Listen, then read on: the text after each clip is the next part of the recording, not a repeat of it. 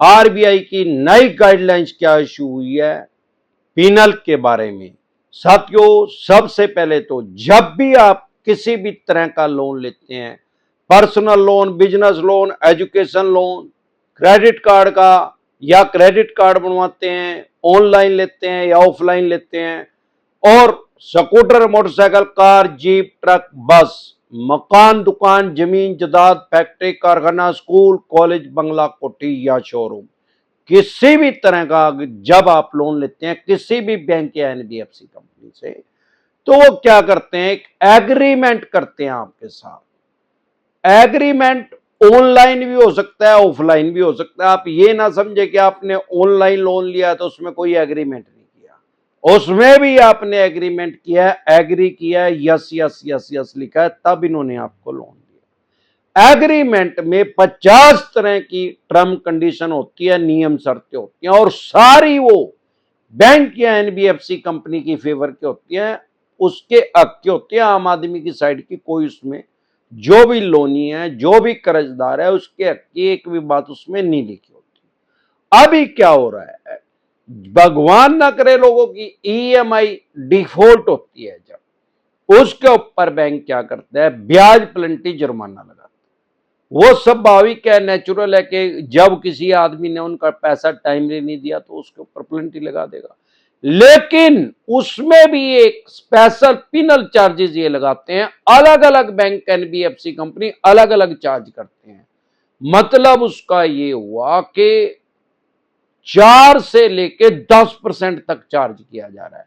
सामान्य बोलचाल की भाषा में ब्याज के ऊपर ब्याज लगाया जा रहा है, चक्रवर्ती ब्याज लगाया जा रहा है, कंपाउंडिंग इंटरेस्ट लोगों के ऊपर लगाया जा रहा है। आरबीआई की जो नई गाइडलाइंस आई है वो इसी विषय में आई है कि भाई आपने किसी आदमी को पैसा दिया, किसी भी बैंक, एनबीएफसी कंपनी ने किसी भी कारण से अगर उससे ईएमआई नहीं दी जा रही तो आपको ब्याज तो लेने का अधिकार है, क्योंकि ब्याज पे तो आपने पैसा दिया। लेकिन जो पिनल चार्जेस है, जो प्लेंटी है, उसको एक फिक्स अमाउंट में रखो। भाई 1000 रुपये लगा दिए, 1500 रुपये लगा दिए, 2000 रुपये, जैसे डिपेंड करता है कि जैसा उसका अमाउंट था, जितना उसका डिफॉल्ट हुआ है, उसको परसेंटेज में नहीं लगा सकते कि भाई 4% लगा दिया, 8% लगा दिया, 10% लगा दिया, या कितने भी परसेंट लगा दिया। और वो भी किस कंडीशन में लगा दिया, भाई जो टर्म कंडीशन जो फुलफिल नहीं की उस पे 50 तरह की टर्म कंडीशन है यार, कोई ना कोई अगर टूट गई तो उसके ऊपर पिनल चार्जेस प्लेंटी लगा दो उसके ऊपर। तो सबसे पहले आरबीआई की जो गाइडलाइंस आई है कि इसके ऊपर एक फिक्स अमाउंट लगाया जाए, और वो उसको पहले इंटीमेट किया जाए, पहले बताया जाए। लोन सैंक्शन लेटर एक इश्यू होता है, हर बैंक, एनबीएफसी कंपनी करते हैं, और ये 1 जनवरी 2024 से मैंडेटरी इसको कर दिया गया है कि अब ये परसेंटेज के हिसाब से पिनल चार्जेस नहीं लगा सकते। आपको पहले इनको बताना पड़ेगा। जो भी लोन सैंक्शन लेटर होता है, आम आदमी उसको लेता नहीं, लेकिन उसको लेना चाहिए, चाहे आपने ऑफलाइन लोन लिया चाहे ऑनलाइन लोन लिया। जो लोन सैंक्शन लेटर होता है उसमें हर चीज मेंशन होती है, हर चीज उसमें बताई जाती है। कितना लोन अमाउंट है, कितना रेट ऑफ इंटरेस्ट इन्होंने लिया, कितना पिनल चार्जेस लगेगा, कितना फोरक्लोजर चार्जेस लगेगा, कितनी स्टाम्प ड्यूटी लगी है, या कितने का इन्होंने इंश्योरेंस किया है, कौन सी कंपनी से किया है, हर चीज की उसमें डिटेल होती है। और कितना इंश्योरेंस का इन्होंने प्रीमियम लिया है। लोग क्या कर रहे हैं, गफलत की स्थिति में, अज्ञानता के कारण उसको नहीं ले रहे हैं।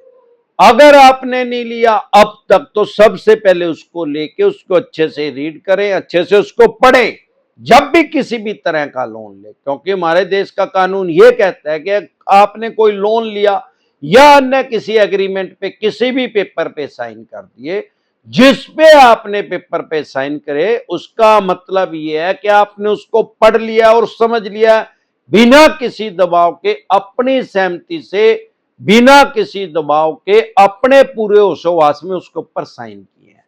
तो फिर जाके आगे प्रॉब्लम क्रिएट होती है। सबसे पहले उसको पढ़ें और उसके बाद आप लोन लें। डरे घबराए नहीं। अगर आपको लोन से रिलेटेड कोई भी दिक्कत, परेशानी, समस्या आ रही है तो 5 स्टेटों में हमारे ऑफिस हैं। आप हमारे से पर्सनल मीटिंग कर सकते हैं, पर्सनल एडवाइस ले सकते हैं।